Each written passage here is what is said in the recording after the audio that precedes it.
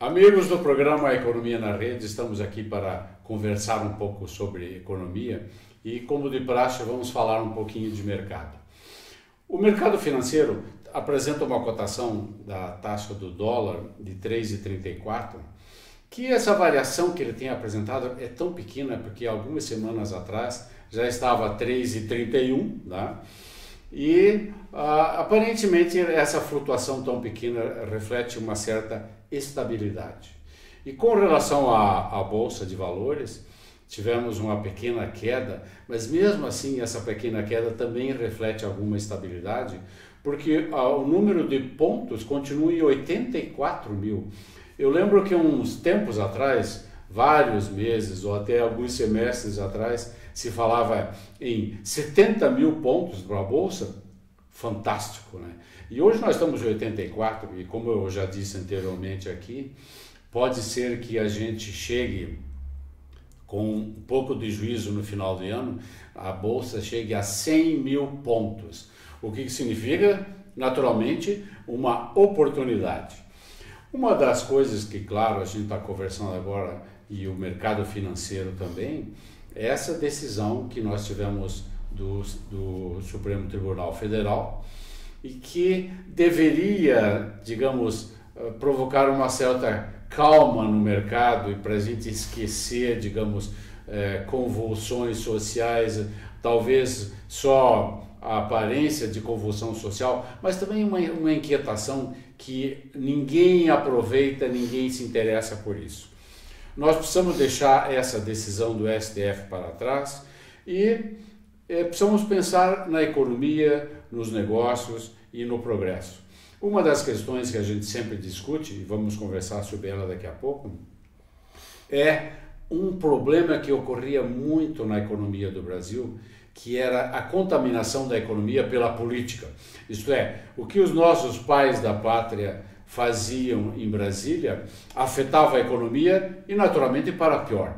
E nós temos agora um pouco mais de tranquilidade, mesmo que Brasília esteja, digamos assim, pegando fogo. E uma das coisas também importantes do cenário econômico, e é uma coisa que nós vamos voltar a conversar, é o protecionismo do presidente Trump. O presidente americano aparentemente está seguindo uma teoria econômica de um economista do século 17, 18, e essa teoria significou um grande progresso americano, mas naquela época, hoje com a interdependência, o protecionismo não faz sentido e o que provavelmente vamos ter é uma guerra entre as duas principais potências, uma guerra comercial, bem entendido, entre os Estados Unidos e a China, que alguns brasileiramente já estão pensando naturalmente em se aproveitar disso. Os Estados Unidos compram ou vendem menos e nós podemos entrar em algumas brechas aí, então. Vamos ver. Nós vamos entrevistar hoje um amigo nosso de longa data, um empresário muito bem sucedido aqui da nossa região, que é o Valmir Tortelli, que é economista, é um colega economista, é presidente do Orion Park, o nosso centro de tecnologia que nós estamos esperando que faça, digamos, belas coisas aqui pela nossa região, e é também presidente da NDD. Valmir, é um prazer a gente estar aqui conversando com você, e eu gostaria de começar perguntando uma coisa que eu acabei de mencionar. Você vê uma contaminação da política, uma contaminação da economia pela política agitada que nós estamos vendo em Brasília, ou como acontecia anos atrás, quando os senadores e deputados entravam em polvorosa, a economia quase parava, e o dólar disparava, e etc, etc. Você vê esse fenômeno ainda afetando a gente hoje? É um prazer, né? Agradecer pelo convite, Obrigado. né? Prazer estar aqui. Política sempre se envolve na economia, Claro. certo? Então, sempre vai ser um fator muito importante dentro da economia, mas não mais tão relevante, tá? Pela prática que a gente tem visto junto com com as empresas, que muitas empresas de todos os setores que a gente trabalha no mercado, a gente tem visto isso tem influenciado muito menos. A influência é muito mais de curto prazo, geralmente é aquele momento, as semanas, os meses, mas um projeto hoje de médio e longo prazo não mais interfere.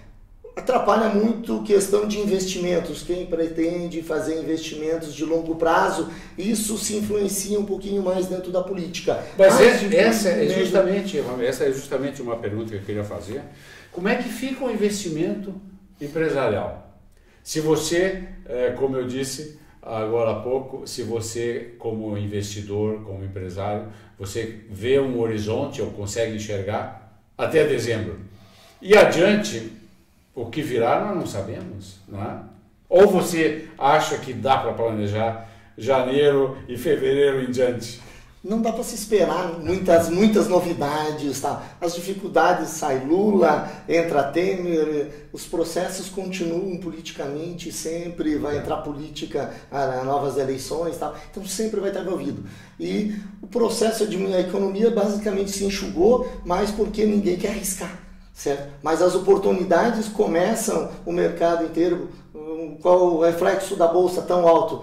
Pessoal tirando dinheiro da aplicação, CDI muito baixo, das poupanças, certo? Levando para onde que pode crescer nas oportunidades da bolsa, certo? Ela já está ficando muito mais alta do que uma realidade atual, certo? Mas por quê? Os investidores não querem investir. Só que também começa a não se ver um grande aumento mais na bolsa, certo? Porque também não vai crescer algo mais que especulativo. E os investidores começam a ver muito mais oportunidades, tá? Saindo da política, voltando algumas coisas da construção civil, o pessoal investindo, sabe que o risco não vai ter tantas construções, certo? Mas é uma oportunidade que essa demanda vai ser necessária daqui a 1 ano, 2 anos. Então os investimentos começam a aparecer, o pessoal tirando dos capitais em outras aplicações de risco que não está mais rendendo muito valor e aplicando principalmente num negócio que conhece. Voltando o investimento das empresas, elas vão estar a investir naquilo que elas conhecem para crescer. Você me lembra uma questão, há poucos dias eu estava lendo que o setor de construção civil é um setor que nesse instante, comparando o crescimento de 1% no ano passado e talvez 3% esse ano, nesse instante a construção civil está demorando a reagir. Você concorda? A reação da venda... Concordo, o mercado, né, como a falta do dinheiro distribuído, né, da renda, a diminuição da renda, então diminuiu a aquisição. No momento hoje para venda é ruim, mas pensando em investimento para quem começa a mexer numa construção hoje, para daqui 2 anos, 3, ter um resultado de venda, certo? Eu acredito que vai ser no momento de quem fez o investimento agora, seja um ótimo resultado de médio prazo, não de curto prazo. Tem uma corretora em São Paulo, a Empíricos, você já deve ter lido sobre ela. Ela está enfatizando bastante que há oportunidades na construção civil. Isto é, entre todos os investimentos, é claro que pode-se ganhar muito na bolsa. Pode-se ganhar muitíssimo com bitcoins, quem sabe, né? Mas pode-se ganhar muito com imóveis também. Você concorda com isso? Concordo. Os outros itens ali, bolsa, bitcoins, é uma coisa também de muito risco, certo? Que pode ser tanto para ser excelente, mas também pode ser um péssimo negócio. Você é conservador. Eu sou mais conservador, certo? Então, dependendo, para quem quer arriscar, um momento de arriscar, de repente é uma ótima oportunidade. Tanto que, por que está aumentando tanto as bolsas? Todo mundo arriscando mais, certo? E quem é mais conservador, pelo menos se garante, onde tem as oportunidades, do exemplo da construção civil. Mas é um exemplo também das empresas. A gente acompanhou muitas empresas ficando aí 2 anos, nos últimos 2 anos, segurando o dinheiro que tinha para fazer investimento em novas unidades de aumento, por ver que o mercado estaria estagnado por um tempo. Mas elas começaram, a partir do final do ano passado, nosso sentimento, tá, que principalmente esse início do ano, todas elas começaram a voltar novamente com investimentos novos, certo? Como a gente é da área de software, muita gente está trocando do RP, está trocando o sistema, está melhorando os sistemas, estão investindo projetos que geralmente faziam mais de anos, ano e pouco, que estava parado. Esses projetos estavam parados, muito assim, pouco ninguém queria arriscar, tal. E hoje começam essas empresas novamente a acreditar que tem que investir nelas mesmas, tá? Claro. Porque o mercado tem a tendência de começar a consumir. Isso basicamente de todas as áreas que a gente tem visto, todos os setores. Uma coisa interessante, e é uma questão boa para discutir, amigo, que é o seguinte: esse protecionismo americano, né, anacrônico, mas que está vivo, né, aparentemente por causa do Trump. Eu fico imaginando que se o Trump não for reeleito e vem um outro presidente, digamos, mais liberal, etc., o protecionismo acaba, né, desaparece de uma vez, porque parece-me, para mim, pelo menos, uma coisa tão anacrônica, né? Mas, em todo caso, vem uma guerra comercial e talvez, tá? Possivelmente, eu acho que até já começou essa guerra, né? E essa guerra não abriria uma grande oportunidade para o setor primário brasileiro, isto é, a agricultura brasileira, que já tem muito boa produtividade, nós já somos talvez a melhor ou quase a maior do mundo, né? Não abre um caminho novo para nós brasileiros agora? Com certeza, tá? Então a briga, principalmente com a China, né, vai deixar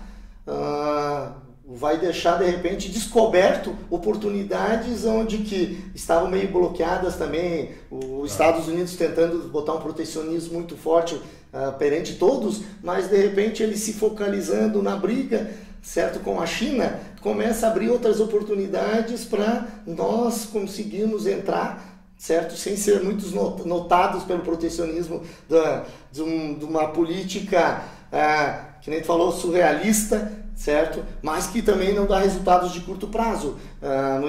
Eu lembro que quando ele foi eleito, muita gente comentava que ele não ficava 4 ou 5 meses com essas ideias, e já se passou muito tempo. Então os resultados disso, mesmo que são políticas consideradas muito fora do normal, certo? Elas não têm repercussão em resultados de curto prazo, certo? Que nem o Lula, de repente, aquele trabalho, os primeiros 4 anos dele ainda estava com cenário positivo, mesmo tendo ações que estavam segurando a economia de médio e longo prazo, certo? Então, o problema a grande dificuldade é que a reação vai vir muito tempo depois. Certo? Então, acho que temos uma oportunidade de nos prepararmos e estarmos bem atentos, certo? A nossa empresa, até nós temos uma unidade nos Estados Unidos, estamos trabalhando... Que cidade que é? Em Columbus. Columbus, Ohio. Então, temos até, hoje estava optando, tem nosso vice-presidente, está nos Estados Unidos, estamos fazendo parcerias, tá? A gente vendo oportunidades, que é um país muito rico, né? E que muitas oportunidades para nós, tá? Uma questão interessante é que esse protecionismo do Trump pode acontecer, digamos, em parte já acontece na economia americana, que eles estão praticamente em pleno emprego, né? E eles vão crescer mais que 2,5 previstos, provavelmente. Então, hoje eu li um artigo americano especulando sobre o seguinte: que tal se dá tudo certo? Que tal se a economia americana explode, cresce 4%? Explode porque ela já é muito grande. Já é forte. Dá tudo certo e o protecionismo americano dá certo. Daí a revista especulava que então nós teremos Trump como o melhor presidente americano da história. Mas, digamos, falando a questão que eu não considero muito séria, esse protecionismo não facilitaria o caminho, digamos, para o Brasil ou o Mercosul se associar à Comunidade Econômica Europeia? Ou você acha que eles ficariam indiferentes ao pequeno Mercosul? Na minha visão, eu vejo que a oportunidade maior nos dá de médio prazo com o próprio Estados Unidos. Porque cada vez que tiver o protecionismo, a maior briga vai ser os Estados Unidos contra a Ásia e se também alguma coisa contra a própria Europa, porque lá que são os grandes países que concorrem com eles, certo? Então nós, pela proximidade E né, pela nossa expressão, a gente não tem nada de brigas, nem politicamente hoje. Fora a agricultura, não temos nada que possa atrapalhar. Então, essa briga entre os grandes começa a abrir uma proteção muito forte, de repente, para toda a América se unir por mais próximo do que conseguir, né, ele apoiar basicamente outras nações muito grandes que produzem também para eles, que basicamente é contra a política, não que seria contra a economia dos Estados Unidos, mas é contra a política do presidente, do Trump. Então, eu diria, o Trump é tão errático, né, que ele fala às vezes de acabar com o NAFTA. O que faria com que ele entrasse em conflito com o Canadá? Eu não vou falar do México, que é tão pequeno, digamos assim, em comparação com o Canadá e Estados Unidos, mas ele entraria em rota de colisão com o Canadá. E se ele fizer isso, o que me parece uma coisa inadmissível, inacreditável, né?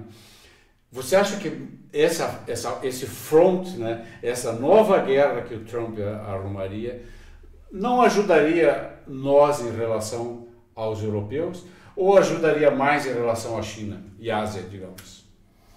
Ajudaria nós mais em relação a ele contra a Ásia. Contra a Ásia. Então, eu acho que aí os maiores interesses estão ali.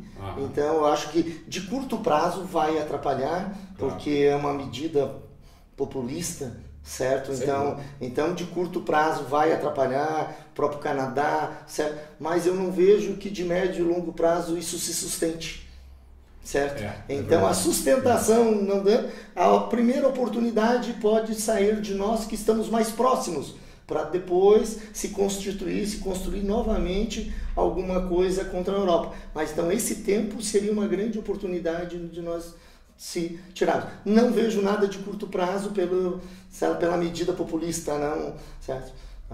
E não vejo ele também sendo impopular de curto prazo nos Estados Unidos, porque mais que são medidas loucas, os resultados de curto prazo, certo? Como você comentou, a parte de emprego, certo? Se foi totalmente mudado, né, do que era de cenário de curto prazo atrás.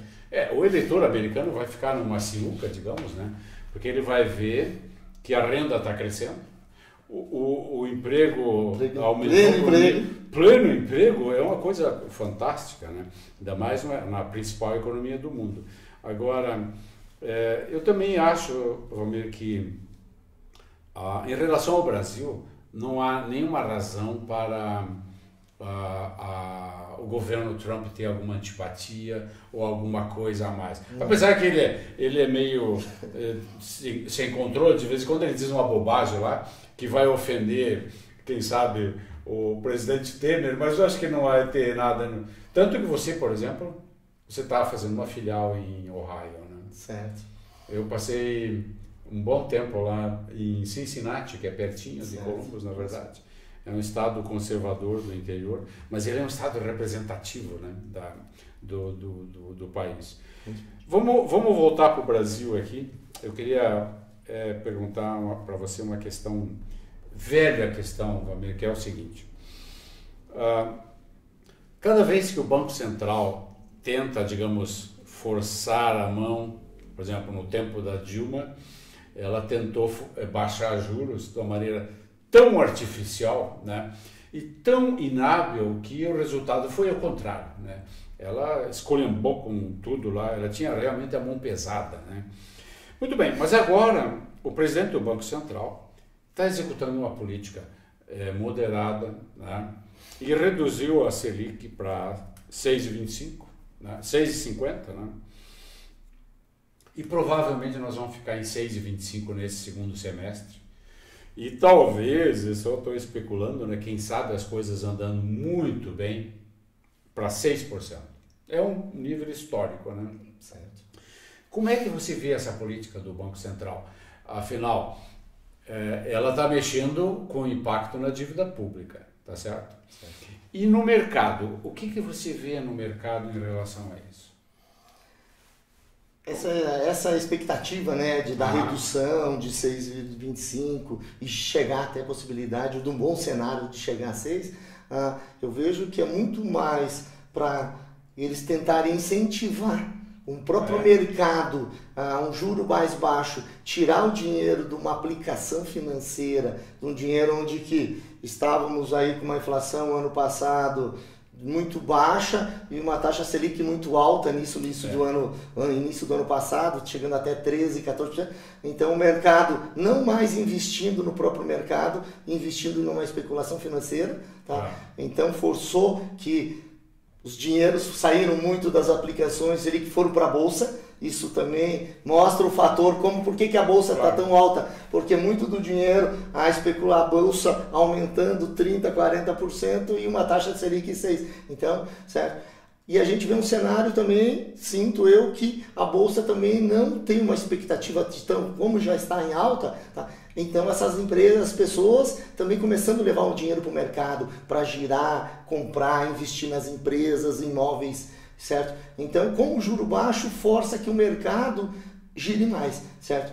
Que é uma ação, de repente, um pouco diferente, se eu for tratar, porque que os bancos cobram um juro, de repente, muito diferente. Esse é um tema que eu queria abordar logo em seguida, que é o seguinte: a cada descida da Selic, o impacto na taxa de mercado, por exemplo, na taxa dos financiamentos de veículos, ou no CDC, ou no cheque especial, o impacto tem sido, digamos, 0,40, ou seja, ao invés de cobrar 297,18 em média, eles passaram a cobrar agora 296,30. Ou seja, é uma coisa completamente ridícula, porque você calcular numa taxa, digamos, anual de 200%, 300%, uma redução de que seja 0,5%, não faz sentido. O que o mercado financeiro está fazendo então, Romero? A taxa, aí comprova um pouco a questão da taxa, a taxa Selic, ela ser influente no mercado de investimentos. Certo? Claro. Então, pode ver, a reação de 0,25 no mercado financeiro para quem faz grandes investimentos de longo prazo, que vai pegar uma taxa de financiamento de longo prazo, isso influencia o mercado também girar mais o dinheiro para aqueles que aplicam um valor, principalmente valores menores, certo? Então, influencia. Por que isso não se reflete no mercado de banco? Porque a coleta hoje do dinheiro, certo? A busca do dinheiro, principalmente numa renda mais baixa, certo? Ela está muito focalizada ao risco das pessoas. Não importa muito a taxa de juro, porque ela é muito diferente, que nem de 6% para 200%. Então não é influencia, a influência não está ligada mais na taxa do que o banco, mas em si, na liquidez, certo? Muita gente não paga os bancos, não defende os bancos, eu acho que é um absurdo que tem, mas o risco ficou muito maior. Tanto que hoje o risco que está influenciando nessa taxa, independente se o governo passar uma taxa de Selic maior ou menor, ela menos reflete uma realidade básica. Se diz a inadimplência. A inadimplência. Mas eu quero propor um outro assunto para você, então. Não seria porque o setor financeiro está oligopolizado? Nós temos um oligopólio. Olha só, se você pegar os 4 principais bancos, 4, são 80% dos depósitos. Ou dos ativos, como você quiser. Se você então pensar que os outros 150 ficam com 20%, nós temos um oligopólio. Concordo contigo, mas também vejo que pela distribuição, né, da população brasileira para a quantidade, certo? Se não tivesse tanto essa demanda, eles não teriam o poder de estar cobrando tão alto. Então, pelos últimos anos, o endividamento do brasileiro, certo? De uma forma mais distribuída, porque esse juro geralmente não é um juro de empresas de grande porte, é um juro para cartão de crédito e tal, onde foi a classe que mais perdeu dinheiro depois com essas mudanças políticas que enfraqueceu. Então, essas pessoas se endividaram, né, no momento eufórico, muitas compraram financiados, tal, que estavam juro baixo e aumentando a renda. Quando inverteu isso, essas dívidas já existiam. Então, as pessoas foram obrigadas, tá, e tiveram a necessidade de permanecer, né, recebendo, aceitando, né, um juro exorbitante, que para mim é totalmente ilegal, ou irracional, certo? Não tem como ser explicado. Tá? Mas existe a demanda que dá o poder, né? Enquanto não existe uma intervenção também, né, do governo, que é dificilmente, não acredito mesmo, nem deve o governo também intervir, mas pelo menos tentar ser mais racional, em defesa do povo, conduzir, né? Conduzir numa direção. Em defesa da nação mesmo, porque é a maioria da nação pagando, de repente, algo que é inviável. Certo? Quase...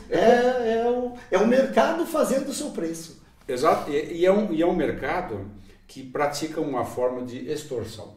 Deixa eu te perguntar o seguinte, se nós temos, digamos, os juros do comércio em 88% em média, e o CDC, financiamento de veículos, digamos, em torno de 26, 28, 30% ao ano, qual é a taxa da pessoa jurídica, por exemplo, a CDC?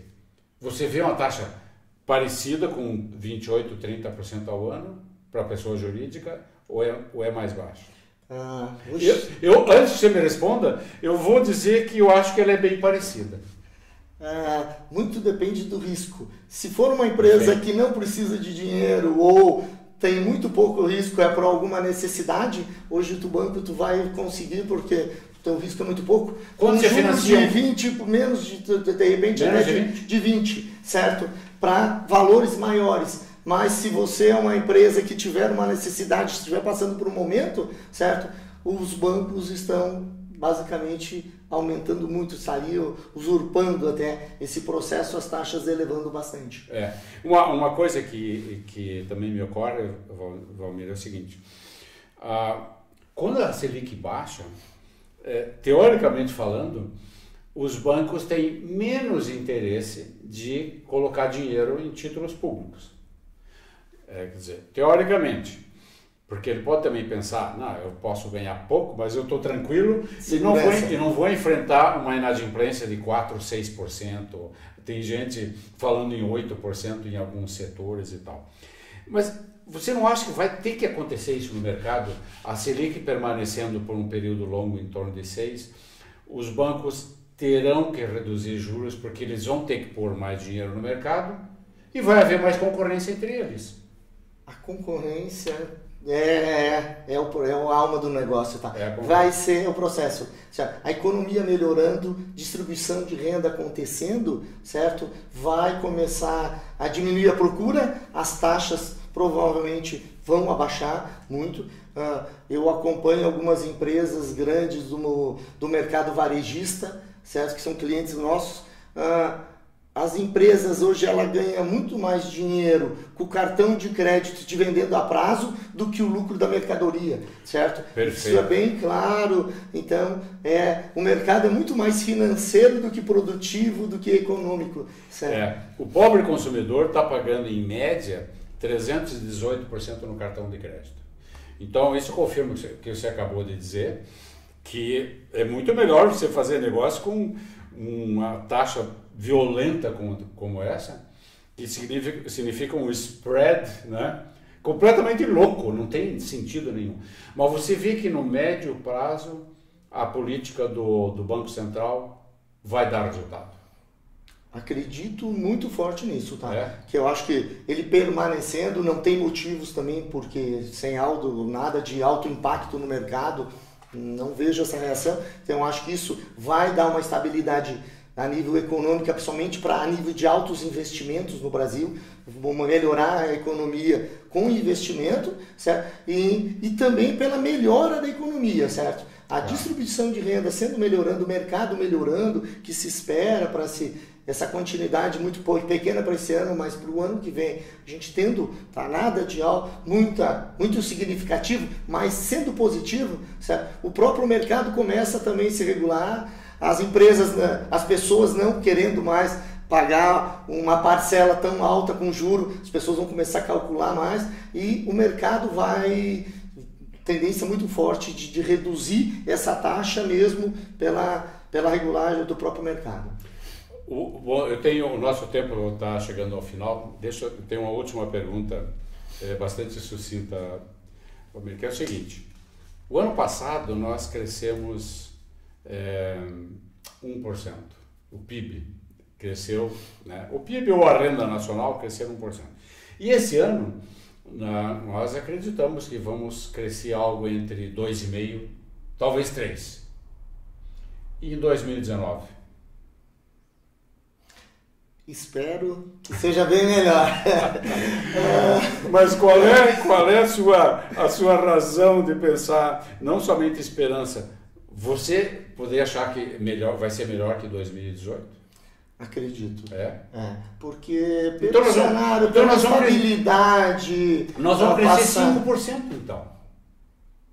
Acredito que talvez não tanto os 4 a 5%, certo? E seria um bom resultado, porque é um cenário para o Brasil pela estabilidade muito tempo, tá? Então começa a haver, isso vai puxar uma nova boa expectativa para os próximos anos. E a gente vive no Brasil muito de curto prazo, muito de expectativas de curto prazo. Então qualquer cenário positivo já muda totalmente a economia, muito dinheiro, o caso da Bolsa, rapidinho de um lado para o outro, tá? Então isso se movimenta muito rápido. O mercado europeu, o mercado americano, eles já são muito mais... é muito mais demorado, eles vão aos poucos, eles estudam muito o processo, tá? E no Brasil a gente é muito ágil nesse processo, tá? Então sempre de curto prazo a gente pode ter reações. Talvez o resultado não apareça tão rápido, mas a expectativa das pessoas começa a ser muito forte e começa daí, pela situação favorável, as coisas acontecem mais fácil. Você tem razão, expectativas são muito fortes, né? E economia é muito forte a expectativa. Eu gostaria de agradecer aqui a presença do Valmir Tortelli, como eu disse, presidente do Orion Park e da NDD. Além disso, é um colega economista e eu tive grande prazer de a gente trocar ideias sobre economia aqui. Eu gostaria de convidar o telespectador, se quiser ver este programa ou rever programas anteriores, basta ir ao YouTube e ver Imagem TV e o nosso programa está lá, Economia na Rede. E espero você aqui na próxima semana para a gente discutir com muita satisfação e também uma certa dureza, porque a economia brasileira não é uma coisa fácil, né? A economia brasileira é uma coisa bastante complicada. Espero vocês aqui semana que vem. Até lá.